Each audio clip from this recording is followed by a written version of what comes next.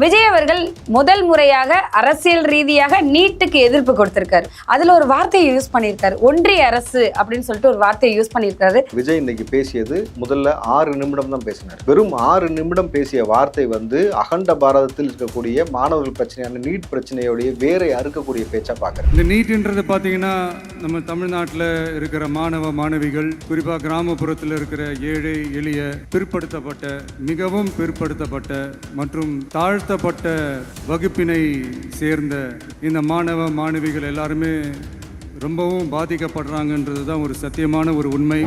இன்றைக்கு அங்க வந்த சின்ன பிள்ளை சொன்ன வார்த்தை, ஊற்றி கொடுக்கக்கூடிய அரசாங்கத்தில் இருக்கக்கூடிய அரசியல்வாதிகளுக்கு மத்தியில் கல்விக்காக அள்ளி கொடுக்கக்கூடிய எங்கள் அண்ணன் தளபதி விஜய் அவர்களை நான் பாராட்டுகிறேன்னு சொல்லுது ஒரு சின்ன பிள்ளை.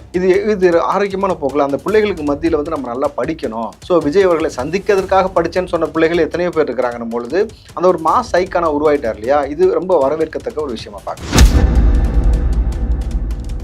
இதில் விஜய் பேசிவிட்டு கடைசியாக வச்சாரு பாருங்க இப்படி ஒரு வணக்கம். இது எதற்கான அறிகுறின்னு நினைக்கிறீங்க? மீண்டும் சந்திப்போம் மாநாடுக்கு கட் அவுட்டுக்கு அழைக்கிறதுக்கான அங்கே வைக்கக்கூடிய ஒரு விஷயத்தை செஞ்சிருக்கிறாரு. ஃபர்ஸ்ட் டைம் பேசும்போது திமுகவை அட்டாக் பண்ணி பேசினாரு விஜய் அவர்கள். இந்த தடவை பேசும்போது ஒன்றிய அரசுன்னு சொல்லி பிஜேபி அட்டாக் பண்ணி பேசியிருக்காரு. இப்போ இவங்க 2 பேரும் சேர்ந்து விஜய் அட்டாக் பண்றதுக்கான வாய்ப்புகள்லாம் இருக்குல்ல? அதிகமா இருக்கு. நீங்க இது எப்படி கொண்டு போவாங்கனாக்கா, விஜயகாந்துக்கு இதே போலதான் செஞ்சு திமுக ஊடகங்கள் அத்தனையும் விஜயகாந்துக்கு எதிராக அந்த ஊடகத்தை விஜயகாந்துக்கு எதிரான கத்தியாக மாற்றினாங்க. அதே போல விஜய்க்கு எதிரான கத்தியை இப்ப திருப்பி இருக்காங்க. திமுகவும் திருப்பி இருக்கு. இப்ப பிஜேபி இப்ப இருந்து திருப்ப ஆரம்பிச்சிட்டாங்க. விஜய் என்றைக்கு இந்த நீட்டை குறித்து பேசினாரோ உடனே இந்த கத்தி அவரை நோக்கி திரும்பி விட்டது. நல்ல ஒரு விஷயம் புரிஞ்சுக்கங்க, இங்க கத்தியும் விஜய் தான், துப்பாக்கியும் விஜய் தான். சார், தமிழிசை சவுந்தரராஜன் அவர்கள் ஒரு விஷயம் சொல்லியிருக்கிறாங்க, நல்ல திறமையான டாக்டர்ஸ் எல்லாம் உருவாக்குறதுக்கு நீட்டுங்கிற ஒரு எக்ஸாம் தேவை, அதை எதுக்கு விஜய் அவர்கள் வேணாங்கிறாரு, அதுக்கு எதுக்கு மறுப்பு தெரிவிக்கிறாரு அப்படிங்கிறது அவங்க வாயாலே வெளியே சொல்லியிருக்கிறாங்க. ஒட்டுமொத்த மருத்துவர்களையும் கேவலப்படுத்திருக்காங்க. நான் பாக்குறேன். இருக்கக்கூடிய மற்ற மருத்துவர்கள் எல்லாத்தையும் நல்ல மருத்துவர்களை உருவாக்குவது எங்கள் கனவு, அதுக்காக நீட்டை கொண்டு வந்தோம்னா அப்ப இவ்வளவு காலமா மருத்துவ சேவை செஞ்ச நபர்கள் எல்லாத்தையும் கேவலப்படுத்துற மாதிரி விஷயம் தானே? அவங்க நல்ல டாக்டர் கிடையாதா?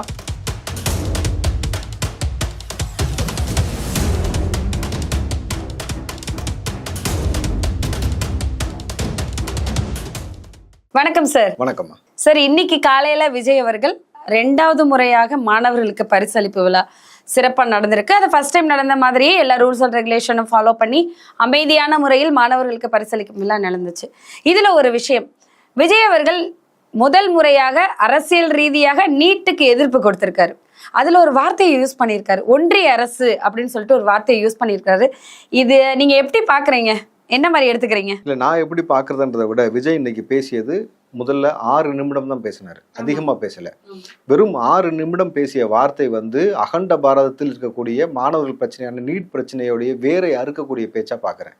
இப்ப இந்த பேச்சு என்ன சொல்றது, விஜய் பேசிய பேச்சு இந்தியா முழுக்க ஒரு அதிர்வலை ஏற்படுத்தியிருக்கிறது. தமிழ்நாட்டின் தலைப்புச் செய்தியா மாறி இருக்கணும் பொழுது இதுதான் தளபதியோட பவர்.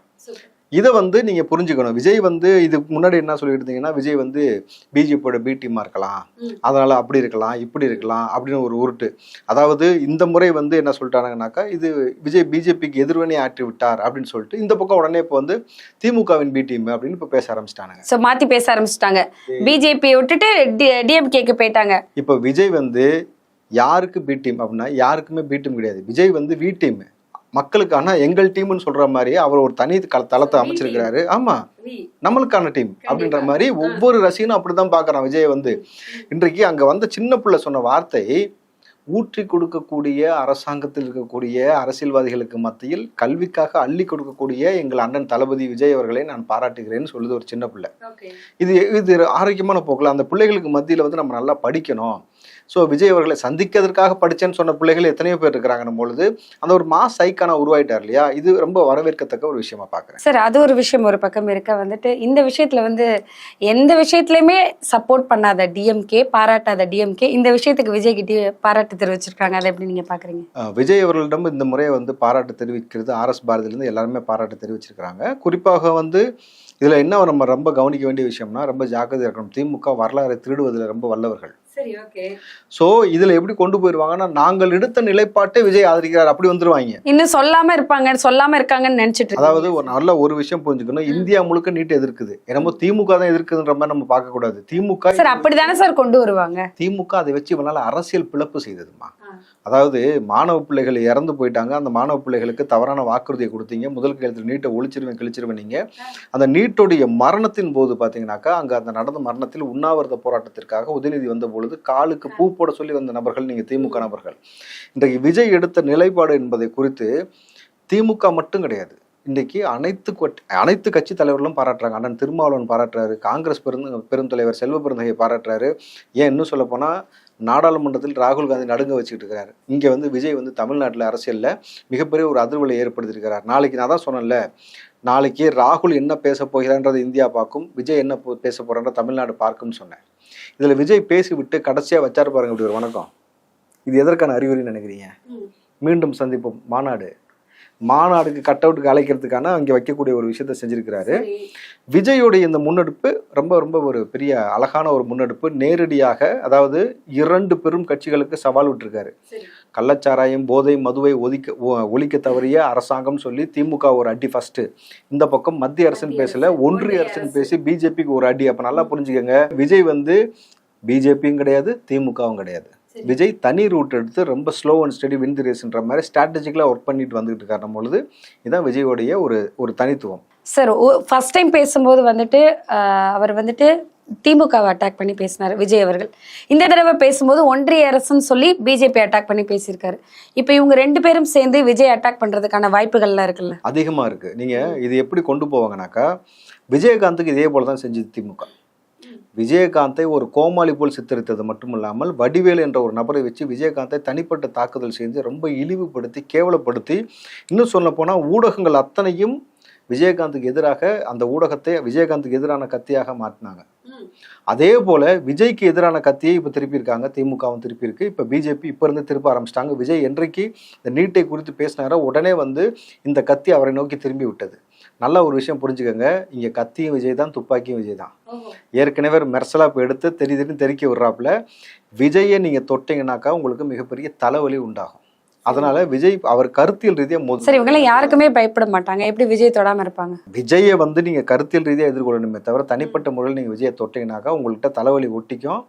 அதுக்கப்புறம் வந்து அவர்களுடைய படை வந்து நிச்சயமா சொல்றாங்க அது வேற மாதிரி ஒரு விஷயத்தை கையாளுவாங்கன்னும் பொழுது உங்களுக்கு பெரிய ஒரு சிக்கலை ஏற்படுத்தும். ஸோ விஜய் வந்து கருத்தியல் ரீதியை மட்டும் தொடர்றதுக்கான முயற்சி எடுங்க.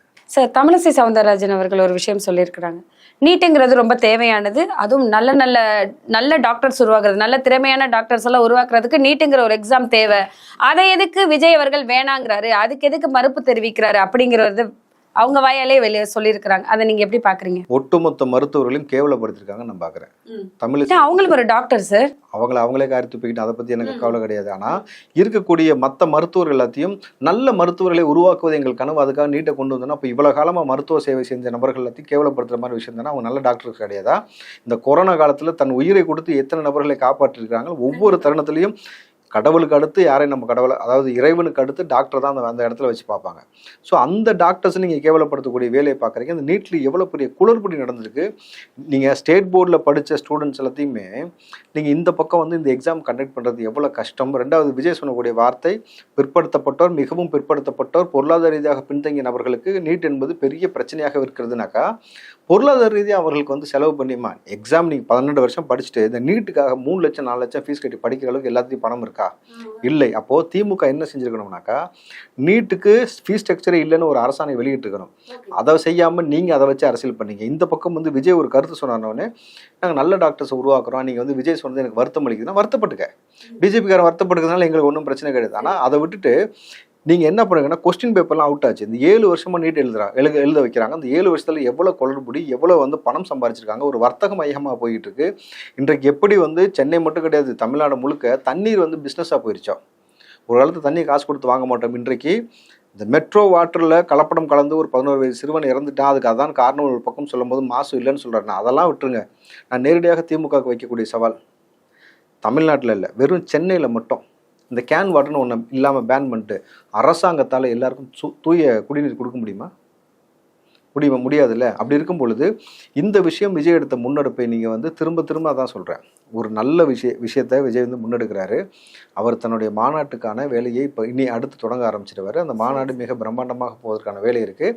இப்போ ஓப்பனிங்கில் டிஎம்கேக்கு ஒரு அடி, பிஜேபிக்கு ஒரு அடி. மாநாடு ஆரம்பித்து கட்சி அனௌன்ஸ் பண்ணி கட்சியோட கொடி அனௌன்ஸ் பண்ணி கோட்பாடு கொள்கையெல்லாம் சொல்லி சித்தாந்தம் சொல்லி அதுக்கப்புறம் களம் இறங்கும் போது அடி எப்படி இருக்குன்னு யோசிச்சு பாருங்க, தரமாக இருக்கும். 28ஆம் தேதி நடந்த பரிசளிப்பு விழால, மாணவர்களுக்கு பரிசளிப்பு விழால விஜய் அவர்கள் உள்ள நுழைஞ்சதுமே நாங்குநேரி மாணவன் பக்கத்துல போய் உட்கார்ந்தாரு. அது போல இன்னைக்கு விஜய் அவர்கள் நுழைஞ்சதுமே அவர் யாருக்கு பரிசளிக்க போறாரு, என்ன பண்ண போறாரு, என்ன பேச போறாரு, அதுல வந்துட்டு நம்மளுக்கு ஒரு பார்வை இருந்தாலும் அவர் யார் பக்கத்துல போய் உட்கார போறாரு, என்ன பண்ண போறாரு ஒரு கவனம் இருந்தது. ஒரு திருநங்கை பக்கத்துல போய் உட்கார்ந்தாரு. அதை நீங்க எப்படி பாக்குறீங்க? அதாவது இறைவன் ஆடிய விளையாட்டில் பல திருநங்கைகள் வந்து தெருவோரம் தெரியக்கூடிய ஒரு நிலைமை ஏற்படுத்தியிருக்கிறது. குறிப்பாக பெற்றோர்கள் இந்த குழந்தைகளை புறக்கணித்தவருடைய காரணமாக தான் இன்றைக்கி வந்து அவர்கள் பாலியல் தொழிலுக்கு போவதாக இருக்கட்டும், இது போன்ற பிச்சை எடுப்பதாக இருக்கட்டும், பல விஷயங்களில் அவங்க வந்து புறக்கணிக்கப்பட்டு இந்த சமூக புறக்கணிப்பில் மிகப்பெரிய அவலத்தில் இருக்கக்கூடிய அந்த திருநங்கைகள் இனி நீங்கள் நிற்க வேண்டிய இடம் தெருவோரம் கிடையாது, கல்வியை கையில் எடுத்து என் அருகில் வாருங்கள், அதை தாண்டி உங்களை ஆட்சி அதிகாரத்தில் உட்கார வைக்கக்கூடிய வேலையை அண்ணன் நான் பார்த்துக் கொள்கிறேன், உங்களுக்கு பக்கபலமாக நான் இருக்கிறேன்றதை பறைசாற்றிருக்கிறாரு. ஸோ இங்கேயும் அண்ணன் நான் இருக்கிறேன் அப்படிங்கிறத சொல்றாரு. நீங்க போன முறை மாணவ பிள்ளைகளுக்கு அவர் சொல்லும் போது அரசியல் பழகுன்னு சொன்னார். அரசியலை கற்றுக்கொள்ளுங்கள், அரசியலை புரிந்து கொள்ளுங்கள், தெரிந்து கொள்ளுங்கள், அரசியலுக்கு வாங்கன்னு சொல்றாங்க.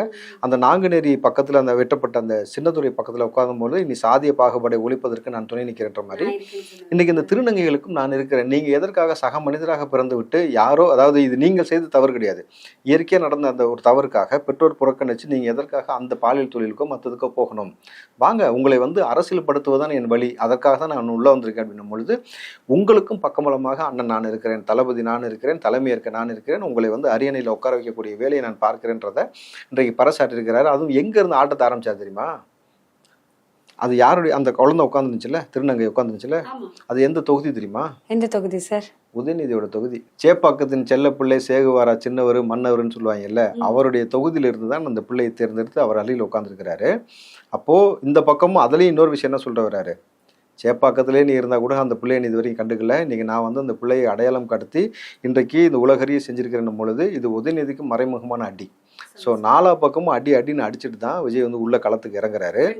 விஜயோடைய இந்த முன்னெடுப்பு இருக்குல்ல, அதாவது அவர் பேசக்கூடிய பேச்சு இன்னைக்கு தமிழ்நாட்டின் தலைப்புச் செய்தியாக மாறிக்கிறது. இந்தியா முழுக்க ராகுல் காந்தி எடுத்த முன்னெடுப்பை இங்கே விஜய் எடுக்கிறாரு. நாளைக்கு இருவரும் தலைவர்களும் ஒன்று சேர்ந்து என்ன பேச போகிறாங்க மாநாடுலன்ற ஒரு பல எதிர்பார்ப்பை எதிர்பார்க்க வச்சுட்டு விஜய் ரொம்ப சட்டிலாக ஒன்றுமே தெரியாத மாதிரி அசால்ட்டாக வந்து பிள்ளைகளோட இப்போ கலந்து போயிட்டு இருக்கிறாரு. அந்த குழந்தைகள் வந்து மிக உற்சாகத்தின் மிகுதியில் இருக்கிறாங்க. இந்த குழந்தைகளுக்கே இந்த மாதிரி ஒரு விஷயம் இருக்கும் பொழுது நாளைக்கு அந்த இளைஞர் படையோடு மாநாடுன்ற ஒரு விஷயத்தை அனௌன்ஸ் பண்ணி கட்சி கொடியில் அனௌன்ஸ் பண்ணி கட்சி கொடியும் ரெடி கோட்டையும் ரெடின்னு உள்ளே இறங்கும் பொழுது அரசியல் களம் வேற மாதிரி இருக்கும். ரொம்ப ஸ்ட்ராங்காக இனிமேட்டு விஜய்க்கு வந்து பேச தெரியான்னு சொன்னவன், இவரோட பி டீம்னு சொன்னவன் எல்லாருமே பார்த்தீங்கன்னாக்கா தலையை பிச்சுக்கிட்டு போகிற அளவுக்கு ஒரு அரசியல் முன்னெடுப்பு எடுப்பார்.